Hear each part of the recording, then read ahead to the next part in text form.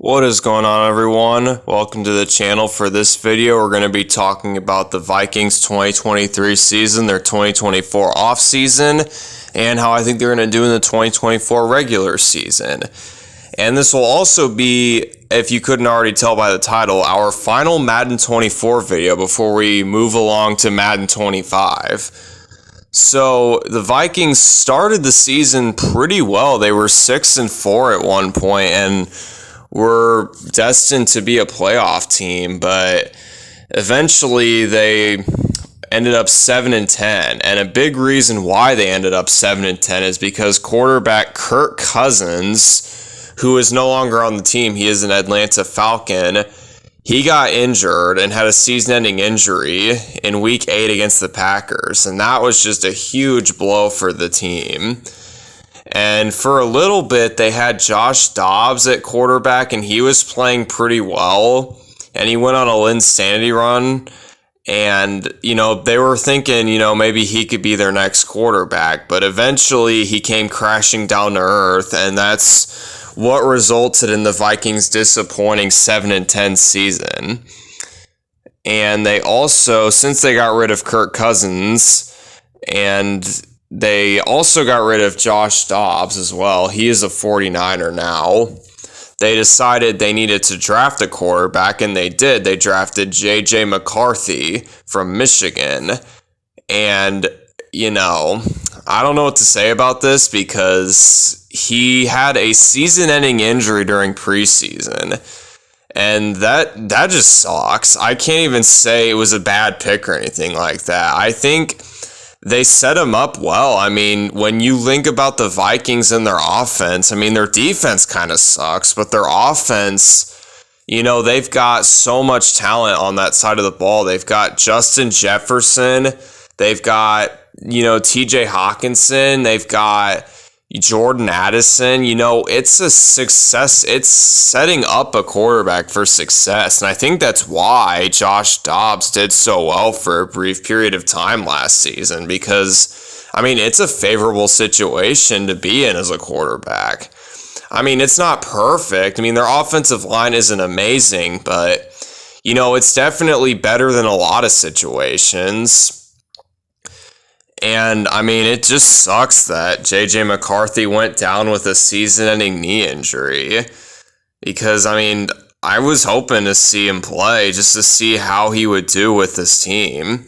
Because, I don't watch a lot of college football, but, if you put a quarterback who is highly touted as a, first-round pick, things like that, top 5 quarterback in the draft, I believe, I would think it would be exciting to project what he's going to do with a roster that the Vikings have. And as much as I praise their offense, their defense definitely is not up to speed with their offense. Because their defense last season, it had a spark for a little bit where they were playing well, but overall they were not very good. And one of the biggest reasons why they weren't very good is because the off-season prior, they lost Eric Kendricks, and I believe, they might have lost someone else too, if I'm not mistaken. But point is, they lost him, and even their defense last year was like the 2 seasons ago when they had their insane 13-4 season. They were the second worst defense. So it's not like, this defense was good 2 years ago. They were fucking horrible. The team was pretty good. 13-4, but the defense just didn't really get better. And as a result, they didn't do very well. And I don't think it's going to be that much better this season because they lost Danielle Hunter to the Texans, and that's not going to be fun because he is one of the best players on this team, not named Justin Jefferson. So losing a guy like that, especially on that side of the ball, is going to kill him. And, we'll have to see how Brian Flores, who their defensive coordinator is, does with, this limited talent on this defense. But, I'm not expecting a whole lot.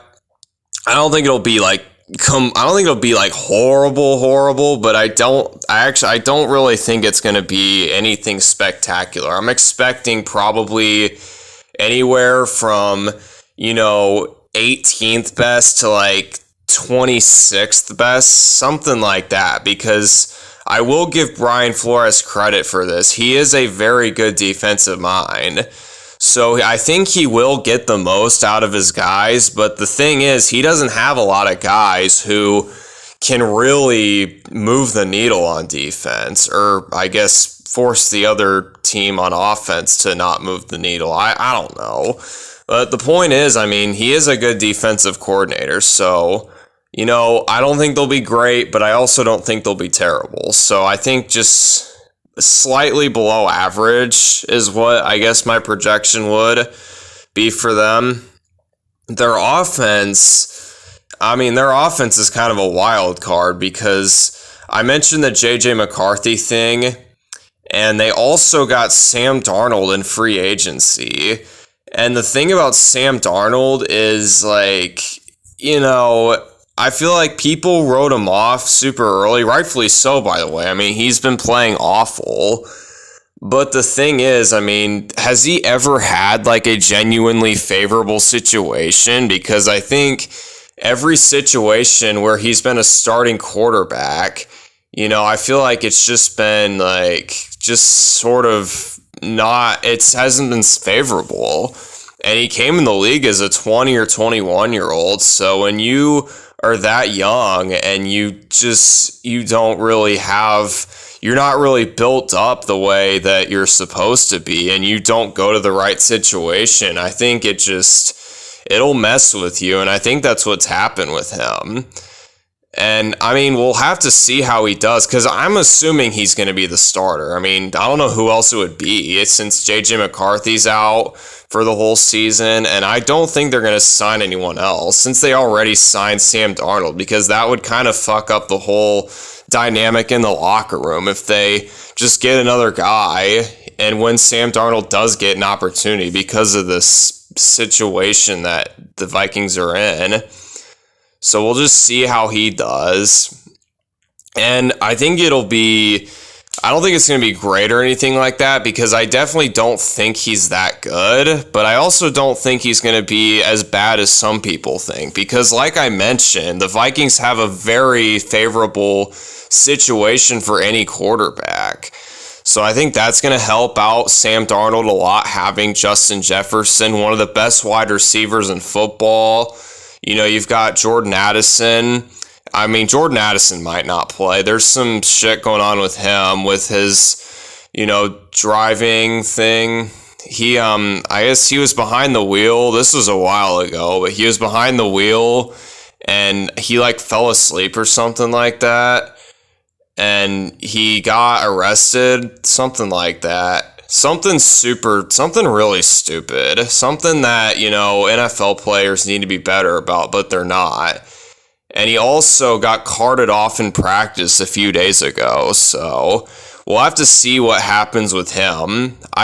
My prediction is I think he will play for the first. He might miss a few weeks at the start of the season, but I think after that, I think he'll just play like normal, because I hate admitting this, but the NFL doesn't exactly discipline their players correctly. But, he's a good wide receiver. I'm not going to try and slander him too much, because that's not what I'm here for. But, he's a solid wide receiver too, so he should help out Sam Darnold as well. And it also helps that their head coach, Kevin O'Connell, I know some people probably are going to think he's going to be on the hot seat this season. I personally don't think he should be, because, last season even though they went 7-10, they had some games that, they were really competitive in, that they had no business being competitive in. And I think when you have a head coach like that who is able to get the most out of the players, which I think he is very good at doing offensively, defensively, it's a little weird because of how limited defensive talent they have, how much limited defensive talent they have. But I think they need to I don't think they should fire him or anything like that, because I think because they had a bad season last season, they might try and find a guy to blame for all that, and I think they might use him as a scapegoat. But I think he's a really good head coach. He's one of the better head coaches that the Vikings have had, because I started watching football when Mike Zimmer was the head coach, and I mean, he was more of a defensive guy, and Kevin O'Connell's more of an offensive guy because he came from the Sean McVay coaching tree, and he's been pretty successful, I would say. Not like amazing, because I mean, 13-4, they did do that, but there were some moments in that season where you kind of got the feeling they got extremely lucky, which they did, I'm not going to lie. But, I mean, even still, 13-4 in your first season as a head coach, there's no two ways about it. That is unbelievable. And I think you got to give him props for that.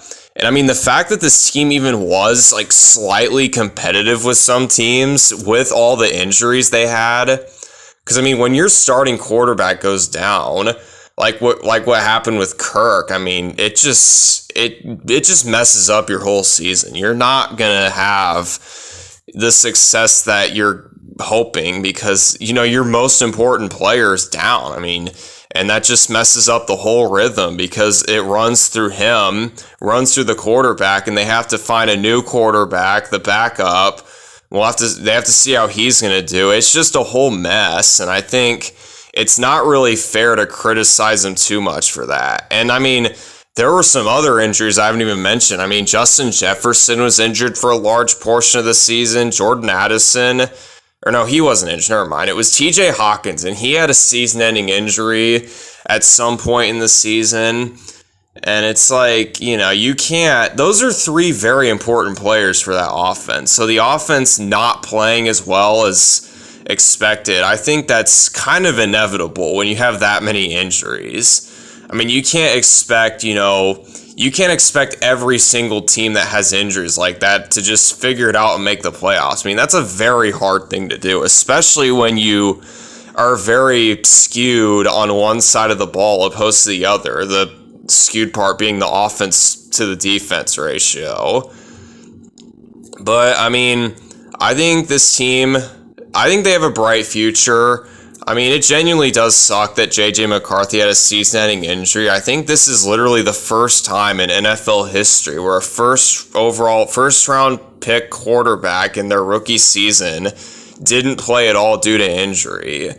So it's the Vikings, and they just can't catch a break. I feel for them. But that's going to do it for the real-life portion of this video. And we'll shift our focus to the Madden. There's not a whole lot of time left in this game. There's about 2 minutes left. Vikings down by 10. Horrible onside kick there. And they recover it, but it was well behind the line. They needed to legally cover it. Cowboys will have the ball, and on their first play, first down and 10, Tony Pollard is going to get an easy touchdown here. And that's going to just really put the game out of reach if it wasn't already. And they are going to, for whatever reason, go for 2. And Vikings, in typical Vikings fashion, they easily give that up. And Cowboys are up by 18. Vikings need to do something here as Jordan Addison fumbles it. And it's picked up, thankfully. But, I don't know how you mess up an onside kick. But if there's one team that would do it, it would be the Vikings. First down and 10, Jordan Addison, I guess, makes up for it as he gets a touchdown on the very next play. And, usually you don't win games when you're down by this much, but if you're going to, you got to score quick like that, and probably would have helped if our running back caught that 2-point conversion. It'll be a 12-point game. We obviously have to go onside kick. And, that's kind of, and they still didn't recover it. That's ridiculous.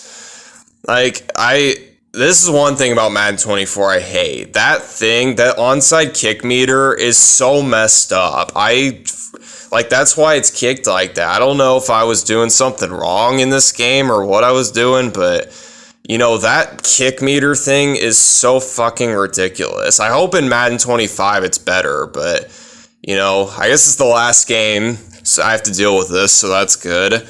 And it'll be 2nd down and 10 at the 12. Cowboys are up by 12. Dak Prescott is going to find his tight end wide open. Jake Ferguson is able to get a touchdown to really put this game out of reach. Once again, it'll be an 18-point game.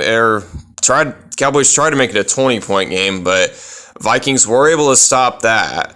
And they do go regular kick here. And we're just going to not return it here. We'll be at the 25. I mean, game's over, but, I mean, it's our final game ever of Madden 24. We might as well try to go out with a bang, and maybe not that kind of bang. We want to go out with the good kind, not the one where we just completely implode like we've been doing in this fourth quarter. 1st down and 10, CeeDee Lamb able to get that reception. And, of course, the Cowboys are going to call timeouts because they want to run the score up, and they're doing a very good job of doing that as Jake Ferguson pulls in another reception. 1st down and goal. Dak trying to throw. He gets hit. I mean, if they're going to keep playing, we're going to keep playing. That's what I say. 2nd down and goal at the 4. Wide open is Tony Pollard, and it's not the way I wanted to end Madden 24, giving up 50 points. But we did. There's only 7 seconds left, so this game is obviously out of reach.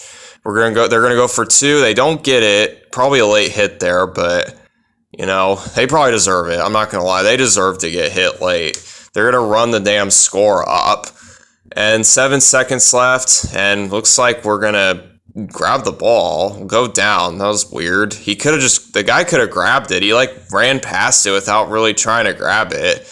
1st down and 10, Kirk is going to throw, and he's trying to find his man, Justin Jefferson, but instead he finds Malik Hooker, and this will be the final play of Madden 24 on this channel. And I wish I could have been better. I wish I was better at this game, and I didn't lose by however many points it was. I think, let me count, 24-point loss. Yeah, that's not good. That's not something that I want to end this game on, but, it is what it is. I'm ready for Madden 25. I'm also ready to go back to college football 25. Sorry I haven't been doing that, but I had to get these all out as soon as I could. I wanted to try and get them out before Madden 25 came out, but I was not able to do that because Madden 25 came out as I record this yesterday. So I was not quite able to do that, but, I got them done. Figured, I'm not going to stop doing this just because Madden 25 came out. I figure it's only fair I do one for every team. And that I did, as look at the stats here. Kirk did not have a good game. We just tried to force the ball to Justin Jefferson, as I always do when I use the Vikings. And it didn't work out as he threw 5 interceptions, and Dak Prescott just could not be stopped. He had 5 touchdowns, no interceptions. And that's just the story of how this game was. We just couldn't do anything, offensively or defensively. But, this is it for Madden 24. I'll see you for Madden 25 and some college football 25, because those are going to be my 2 uploading games for the next couple of months. And thank you for watching this video.